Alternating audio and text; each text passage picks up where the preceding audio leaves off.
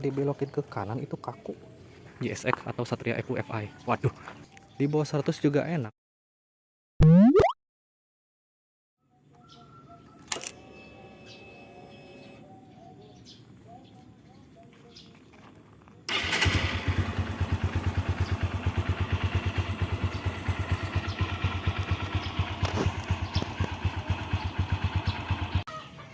Bismillahirrahmanirrahim. Assalamualaikum warahmatullahi wabarakatuh. Sekarang masih pagi. Ya, ada bulan di atas. Sekitar jam 6 pagi. Saya mau review tentang CB150 Verza saya yang sudah berusia Januari, Februari, Maret, sekitar 2 bulan. Sudah hampir 6.500 km. Karena dipakai untuk sehari-hari pulang pergi kerja sama tiap minggu pulang kampung, sob. Sekarang lagi di kampung ya. Suasananya adem sekali. Nah, di sini saya mau berbagi cerita apa sih kekurangan dari CB150 Verza ini.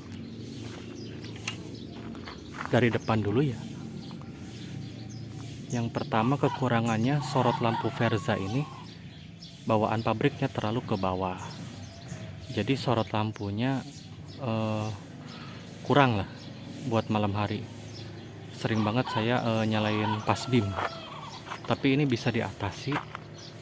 Tinggal baut sini nih kita longgarin sedikit, terus kita arahkan sesuai kenyamanan kita. Terus kekurangan kedua,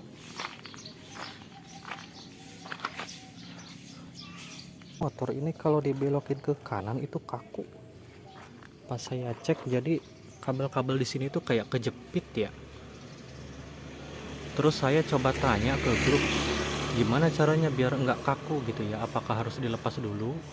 Nah, ada yang komen, ini aja nih dilepas bautnya. Jadi saya coba lepas, dan alhasil lumayan sob, jadi enteng gitu, nggak kaku.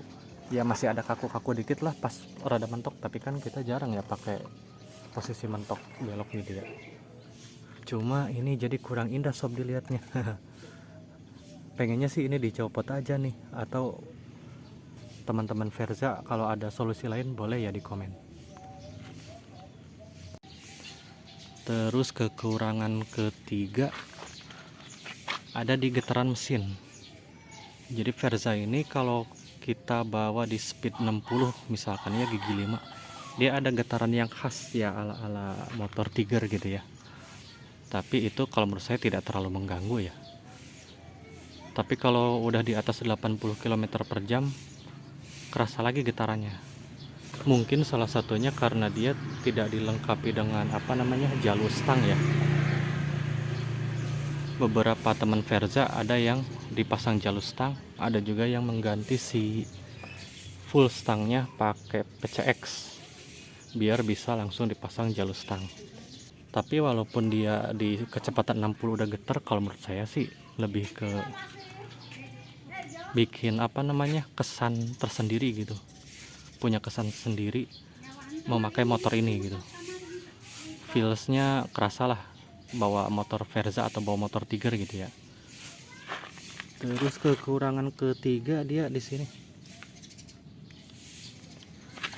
Saya penasaran, ini sebenarnya bisa ditekuk sempurna enggak ya, atau cuma seperti ini aja. Terus kalau emang nggak bisa ditekuk sempurna, fungsinya buat apa gitu ya sob? Apa biar pas merebah dia nggak kaku aja gitu ya? Jadi awalnya saya senang, wih ini bisa ditekuk, udah kayak motor sport ala-ala gitu kan. Ternyata nggak bisa. Jadi bikinku menangis sob. Buatku menangis, kau buatku terluka ketika kau. Shock breaker belakangnya ini bawaannya settingannya di nomor 2 di sini. Nah sekarang udah saya pindahkan ke nomor 1, ke yang paling empuk. Jadi di nomor 2 itu buat sendiri nggak enak banget. Saya yang berat badannya nyampe 78 masih kerasa keras gitu ya. Setelah disetting ke nomor 1 itu cukup lumayan. Memang tidak seempuk si Fiction ya, tapi cukuplah meredam gitu ya, meredam getaran-getaran di jalan. Lebih enak lagi kalau dipakai boncengan sob. Itu empuknya kerasa banget sob. Saya juga penasaran ini si shockbreaker kalau pakai punya Megra Pro lebih enak nggak ya. Barangkali sobat Verza ada yang pernah, boleh di komen ya sob. Terus joknya sob, si jok Verza ini dia keras banget juga enggak, tapi empuk juga kurang kalau menurut saya sob. Tebel sih lumayan, tapi kurang empuk, masih agak keras. Lagi-lagi kalau dibandingin si Fiction ya, karena saya sering banget pinjem Fiction punya temen dan itu lebih empuk lagi. Tapi mungkin hikmahnya karena dia keras biasanya lebih awet sob. Kalau dia terlalu empuk nanti gampang mangkrut si sarung joknya. Terus apa lagi ya kekurangannya? Oh iya, kekurangan selanjutnya di rantai om. Rantai Verza ini udah banyak yang bahas ya, jadi dia berisik. Tapi kalau udah dikasih chain loop mah berkurang berisiknya. Gampang banget kendor. Saya sendiri tiap 3 minggu disetel. Paling lama sebulan lah itu harus disetel. Kalau nggak disetel tiba-tiba cetak-cetak gitu, bikin kaget, takut putus gitu ya. Oh iya sob, kekurangan lainnya kalau menurut saya ini spionnya kurang mantap. Jadi terlalu kecil ya, entah terlalu kecil atau kurang nyambung ya. Kalau saya ngebandinginnya dengan spion Vega ZR sob, atau Mio Karbu, itu lebih enak spionnya. Ngelihat ke belakang tuh dari spion lebih enak. Kalau ini kayak gimana ya, antara kurang cembung atau kurang gede gitu. Teman-teman Verza barangkali ada ide mengganti pakai spion apa yang lebih nyaman ya, bukan masalah gaya. Boleh komen ya sob. Lalu dari kekurangan-kekurangan tadi, apa sih kelebihan dari CB150 Verza ini? Yang pertama, ekonomis. Ini harga baru cuma 20 jutaan sob. Beda tipis, malah masih mahalan Scoopy ya untuk tipe tertinggi dibandingkan dengan tipe tertingginya Verza. Bensin juga irit. Saya sering 1 liter itu nyampe 54 km. 55 km juga nyampe, tapi ya metodenya yang full to full ya. Jadi saya isi bensin full dulu. Habis saya isi bensin, lalu tripnya di nol kan sob. Misalkan saya pakai trip B gitu ya, dipencet lama nanti dia nol. Nah setelah itu saya bawalah sampai trip bensinnya tinggal 1 misalkan. Lalu saya isi full tank lagi, nanti ketahuan kan habis berapa bensin untuk menempuh jarak sekian gitu. Tapi catatannya untuk menguji konsumsi bahan bakar harus di pom bensin yang sama sob, yang memang operatornya sabar gitu. Soalnya si Verza ini mendekati full tank lama banget, jadi dia udah mau penuh nyeropot lagi, udah penuh nyeropot lagi gitu ya. Mungkin teman-teman juga ngalamin ya. Selanjutnya kelebihannya di sektor pengereman sob. Ini walaupun simple, belum ABS gitu ya, belakang juga masih rem tromol, tapi remnya cukup mumpuni sob. Jadi pakem gitu ya, pakem empuk tapi nggak ngagetin gitu ya, cukup mumpuni sob. Selain itu mungkin didukung dengan karakter yang napasnya pendek-pendek, yaitu saya sering motor udah dipakai 90 km per jam, cukup dikendorin aja si gasnya langsung berkurang ke 60 gitu ya. Makanya saya perasaan jarang banget yang namanya ngerem kenceng-kenceng gitu ya. Kelebihan selanjutnya menyambung yang tadi sob, tarikannya enteng. Mungkin karena peak torsinya itu ada di 6000 rpm, jadi ngegas dikit aja dia udah narik sob. Makanya saya biasanya cepet pindah gigi, nggak nunggu RPM tinggi. Dan itu malah lebih efisien ya, jadi kayak nyalip-nyalip langsung pindah gigi tiba-tiba nyelonong gitu ya.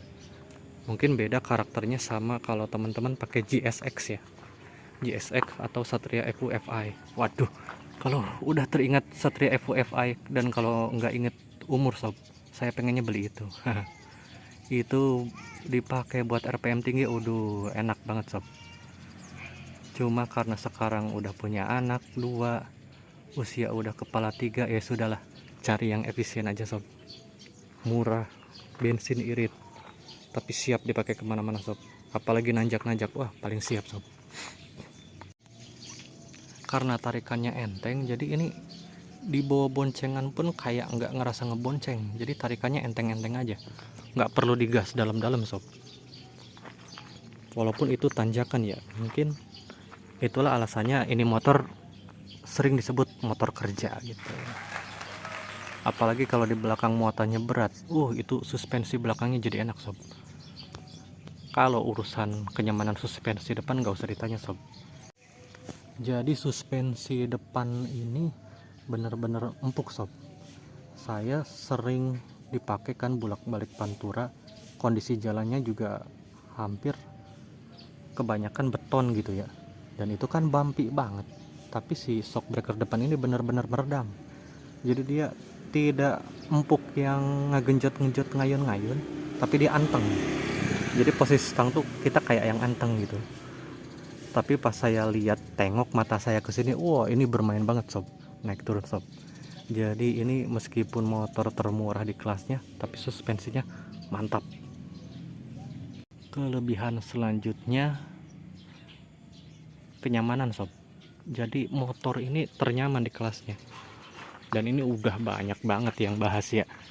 Jadi posisi berkendaranya ini emang enak buat jarak jauh sob. Jadi buat teman-teman yang memang mengharapkan motor yang ekonomis, irit, murah, harga barunya juga murah, kalau mau second juga lebih murah lagi, bisa pilih ini sob. Karena dengan kapasitas tangki yang 12 liter, teman-teman cukup isi sekali itu udah bisa bolak-balik jarak jauh dari Cikarang, Cirebon misalkan, balik lagi ke Cikarang, itu masih banyak isinya sob. Dan itu mungkin masih ada sisa buat teman-teman pulang pergi ke tempat kerja. Selain itu, karakternya yang dia besar torsinya di RPM bawah, jadi teman-teman nggak perlu ngegas kenceng-kenceng sob untuk sekedar nyalip-menyalip ya. Tapi kalau teman-teman mengharapkan speed yang tinggi untuk motor ini, jangan diharap ya sob. Kalau teman-teman emang pengen yang enak dipakai buat main di 90-an terus menerus, pilihlah CB 150R sob, atau dari brand lain juga boleh sob. Lalu kalau teman-teman emang senang main di high RPM, pilih saja Suzuki sob. Tapi kalau teman-teman emang hobi jalan santai, main di 70-80-an, ini rekomendasi banget sob. Di bawah 100 juga enak, saya juga pernah nyampe 105, dan itu kondisi gas masih belum mentok, masih banyak sisanya gitu. Tapi getaran si motor ini lumayan sob, jadi saya lebih ke kasihan sob. Kelebihan lainnya kalau menurut saya ada di suara knalpot sob. Jadi suara knalpotnya itu empuk-empuk gitu ya, kayak mengingatkan seperti suara knalpotnya Honda Tiger sob, tapi ini lebih kalem dikit.